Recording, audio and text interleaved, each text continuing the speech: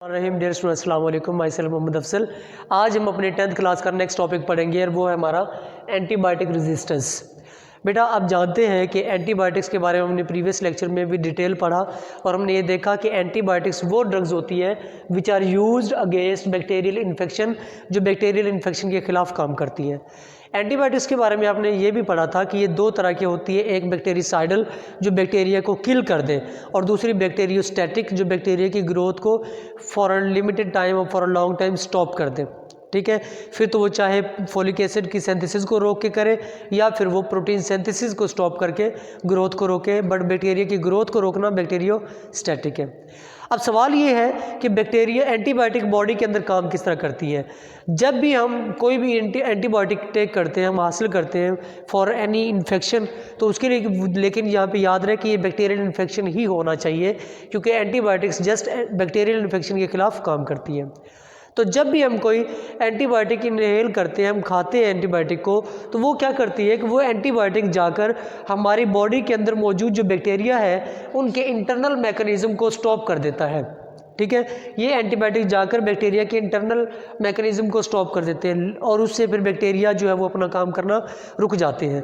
लेकिन अब क्या कंडीशन है, अब ये कंडीशन है कि वही बैक्टीरिया उन्हीं एंटीबायोटिक को एज ए न्यूट्रिशन लेते हैं और हमारी बॉडी के अंदर आने वाली एंटीबायोटिक के खिलाफ काम करना शुरू कर देते हैं। उनके अंदर इतनी इम्यूनिटी खुद के अंदर पैदा हो चुकी है। कैसे? क्योंकि बैक्टीरिया जो है वो अपने अंदर उन चीज़ों को, उस चेंज को ट्रांसफ़र कर देते हैं जेनेटिकली, उनके जीन्स के अंदर वो ट्रांसफ़र हो जाती है और वो अब रिस्पॉन्सिबल होते हैं ताकि वो आगे दोबारा फ्यूचर में आने वाले जो एंटीबायोटिक्स होते हैं उसके खिलाफ भी रेजिस्टेंस का काम कर सके। ठीक है, पहले ये था कि हम एंटीबायोटिक खाते थे, वो एंटीबायोटिक जाके बैक्टीरिया के खिलाफ काम करती है, लेकिन बार बार लो पोटेंट मेडिसिन को अगर हम यूज़ करते रहेंगे तो वो उन बैक्टीरिया के लिए, उन इन्फेक्शंस वाले बैक्टीरिया के लिए एज ए न्यूट्रिशन काम करना शुरू कर देगी। वो बैक्टीरिया खुद उसी ड्रग के आदी हो जाएंगे, वो खुद उसी ड्रग को, उसी एंटीबायोटिक को एज ए न्यूट्रिशन लेंगे और फिर वो उनके ऊपर असर करना ख़त्म हो जाएगी। तो इस तरह से वो बाद में आने वाले, अब वो उनके जीन्स में रच चुकी है, तो उससे क्या होगा कि उन बैक्टीरिया के आगे जो आने वाले दूसरे बैक्टीरिया होंगे उनके जीन्स के अंदर ये चीज़ आ जाएगी कि वो इन एंटीबायोटिक के खिलाफ खुद ब खुद लड़ सके, वो उनके खिलाफ कैपेबल हो जाएंगे। अब ऐसे बैक्टीरिया जो है वो क्या करते हैं, वो इस काबिल हो जाते हैं कि वो बाद में आने वाले बैक्टीरिया के खिलाफ कि उनके अंदर ये ताकत पैदा हो जाए कि वो भी एंटीबायोटिक के खिलाफ क्या पैदा कर सके, रेजिस्टेंस पैदा कर सके। दूसरी जो बड़ी वजह है, दूसरी वजह ये है कि वो जो हम बार बार लो पोटेंसी की मेडिसिन यूज़ करते हैं एंटीबायोटिक्स की, वो भी क्या करती है, जो हम यूज़ किस लिए करते हैं, हम यूज़ करते हैं किसी बैक्टीरिया या वायरस के खिलाफ, लेकिन वो क्या होता है कि बार बार जो लो पोटेंसी की मेडिसिन यूज़ करते हैं वो एक्चुअली उन्हीं बैक्टीरिया और वायरस के लिए एज ए न्यूट्रिशन बन जाती है, तो वो इसलिए भी हमारी बॉडी के ऊपर कोई ख़ास असर नहीं छोड़ती। अब बैक्टीरिया रेजिस्टेंस जो है वो एंटीबायोटिक्स की वो क्या करती है, ये बैक्टीरिया के खिलाफ ये जो रेजिस्टेंस है, बैक्टीरिया की एंटीबायोटिक के खिलाफ ये जो रेजिस्टेंस है, ये एक्चुअली बहुत सीरियस किस्म के ग्रोइंग प्रॉब्लम पैदा कर देती है। उस वजह से क्या होता है कि बाज़ औक़ात इन्फेक्शन जो डिज़ीज़ होती है, बहुत ज़्यादा इन्फेक्शन डिज़ीज़ होती है, उनको ट्रीट करना बहुत मुश्किल हो जाता है, तो हम उनको ट्रीट नहीं कर सकते क्योंकि हमारी बॉडी के ऊपर कोई एंटीबायोटिक काम ही नहीं कर रहे। तो क्या किया जाता है फिर उस डिफेक्ट को ख़त्म करने के लिए हमें high potency medicine, high potent जो एंटीबायोटिक्स है वो यूज़ करना पड़ती है, तो उसकी वजह से जाकर फिर वो ड्रग्स जो है वो जो इन्फेक्शन है वो किल हो सकता है, वो ख़त्म हो सकता है।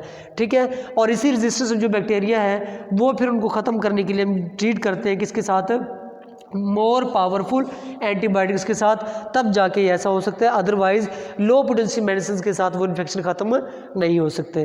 तो याद रहे, ये जो एंटीबायोटिक्स होती है ये कुछ इन्फेक्शन को ख़त्म कर देती है, लेकिन कुछ उसके अंदर बॉडी के अंदर एज सच एज मौजूद रहते हैं जो बाद में कभी दोबारा ग्रो हो जाते हैं, क्योंकि वो जो है वो उन एंटीबायोटिक से किल नहीं हुए होते, वो अपने आप को कुछ वक्त के लिए एलिमिनेट कर लेते हैं या अपने आप को कुछ वक्त के लिए हाइड कर लेते हैं ताकि फ्यूचर के अंदर वो यूज़ हो सके। तो इस तरह से एंटीबायोटिक्स जो है उनके खिलाफ बैक्टीरिया काम करते हैं और आजकल यही वजह है कि कुछ एंटीबायोटिक्स के खिलाफ वो जो बैक्टीरिया है वो खुद कारगर साबित हो चुके हैं। ठीक है। तो आज जो हम इस टॉपिक के बाद एक नेक्स्ट इंपॉर्टेंट शॉर्ट क्वेश्चन पढ़ेंगे वो है व्हाट इज़ वैक्सीन। वैक्सीन क्या होती है? वैक्सीन का हमने डेफिनेशन प्रीवियस लेक्चर में पढ़ी थी। हमने डेफिनेशन क्या है कि ए मटीरियल कंटेनिंग वीकेंड और killed pathogens which are use to produce immunity against any infection और disease also for future protection. एक ऐसी डिजीज़ इन्फेक्शन होती, वैक्सीन एक ऐसा केमिकल होता है, एक ऐसा मटेरियल होता है जिसके अंदर क्या होते हैं, उसके अंदर कमज़ोर या मरे हुए पैथोजेंस होते हैं। पैथोजेंस वो माइक्रो ऑर्गेनिजम्स होते हैं जो किसी होस्ट की बॉडी में जाकर उसको अंदर बीमारियां फैलाते हैं। लेकिन अगर उन्हीं के अंदर अल्ट्रेशन कर दी जाए, उनको जेनेटिकली मॉडिफाइड कर दिया जाए, तो वो काम करते हैं, एक वैक्सीन का काम करते हैं जो फ्यूचर पर्पज़ के लिए यूज़ होते हैं। वैक्सीन बेटा 1796 के अंदर एक एडवर्ड जेनर साइंटिस्ट थे, उन्होंने इंट्रोड्यूस करवाया थी, उन्होंने ये पैदा की थी। उन्होंने क्या किया था, उन्होंने एक यंग बॉय को इन्फेक्टेड करवाया कॉपॉक्स से, ठीक है, और कॉपॉक्स देने के बाद उसने उनको इंजेक्ट किया, पस सेल इंजेक्ट कर दिया। एक ऐसा बच्चा जो कि इन्फेक्टेड था बाय कॉपॉक्स, ठीक है, एक बच्चा जो कि बीमार था, किससे? कॉपॉक्स की बीमारी की वजह से बीमार था, उसको उन्होंने पस सेल दिए। पस सेल देने के बाद क्या हुआ कि वो बच्चा जो मुकम्मल तौर पे रिकवर हो गया। रिकवरी के बाद आफ्टर रिकवरी जेनर ने क्या किया, उस बच्चे को स्मॉल पॉक्स जो है उसके सेल इंजेक्ट किए। अब हुआ ये कि उस बच्चे को, वो जो बच्चा जो कॉपॉक्स से पहले ठीक हो चुका था, अब वो स्मॉल पॉक्स की बीमारी भी उसके ऊपर असर नहीं कर रही थी। मतलब कि उसके अंदर इम्यूनिटी पैदा हो गई थी जिसने स्मॉल पॉक्स भी उस बच्चे को नहीं होने दी, ठीक है। उस चीज़ का नाम, उस केमिकल का नाम, उस मटेरियल का नाम रखा गया वैक्सीन।